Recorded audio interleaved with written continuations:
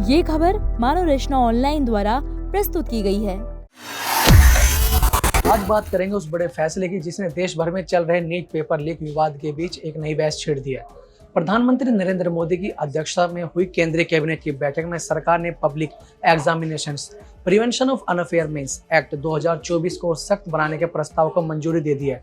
सरकार अभी संशोधित विधेयक को संसद के मानसून सत्र में पेश करने की तैयारी कर रही है। क्या है पूरा मामला, आइए विस्तार से समझते हैं।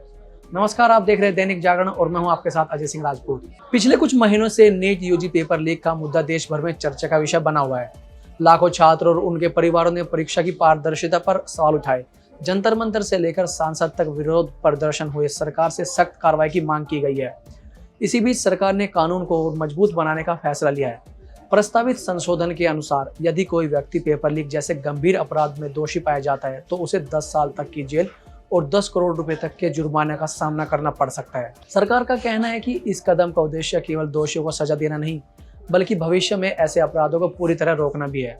इस पूरे विवाद के बीच प्रधानमंत्री नरेंद्र मोदी ने गुरुवार देर रात छात्रों के नाम का एक वीडियो संदेश जारी किया। करीब 2.5 मिनट के इस संदेश में उन्होंने कहा कि पेपर लीक कोई मामूली विषय नहीं है।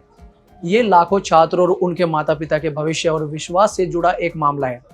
उन्होंने बताया कि पिछले 2.5 महीनों में सरकार ने कई ठोस कदम उठाए हैं और इस मामले में शामिल हुए कई आरोपियों को गिरफ्तार कर जेल भेजा जा चुका है। प्रधानमंत्री ने यह भी कहा कि सरकार की प्राथमिक जिम्मेदारी छात्रों को 1 साल बर्बाद होने से बचाना था। इसी कारण कम समय में लगभग 22 लाख छात्रों की परीक्षा दोबारा आयोजित कराई गई और निर्धारित समय पर परिणाम भी जारी किए गए। उन्होंने भरोसा दिलाया कि सरकार परीक्षा प्रणाली को पूरी तरह पारदर्शिता और सुरक्षित बनाने के लिए प्रतिबद्ध है। इसके अलावा सरकार ने यह भी घोषणा की है कि पेपर लीक से जुड़े मामलों की सुनवाई के लिए फास्ट ट्रैक कोर्ट बनाए जाएंगे। इन अदालतों के लिए यह अनिवार्य होगा कि वे ऐसे मामलों को जल्द से जल्द निपटारा कर सके और 3 महीने के भीतर फैसला सुनाने का प्रयास करें। सरकार का मानना है कि तेज न्याय व्यवस्था से अपराधियों में डर पैदा होगा और भविष्य में ऐसी घटनाओं पर रोक लगेगी। दूसरी ओर विरोध प्रदर्शन अभी भी जारी है। जंतर मंतर पर प्रदर्शन कर रहे छात्र और विभिन्न संगठन ने शिक्षा मंत्री के प्रधान के इस्तीफे की मांग की है। शिक्षा प्रणाली में व्यापक सुधार, दोषियों के खिलाफ सख्त कार्रवाई और कथित तौर पर प्रभावित छात्रों के परिवारों के लिए आर्थिक सहायता जैसे मांग उठाई है। इस मुद्दे को लेकर संसद में भी विपक्ष लगातार सरकार को घेरता नजर आ रहा है। जांच की बात करें तो इस मामले की जांच सीबीआई कर रही है। अभी तक अलग अलग राज्यों में कई आरोपियों की गिरफ्तारी हो चुकी है और जांच एजेंसियां पूरे नेटवर्क का पता लगाने में जुटी है।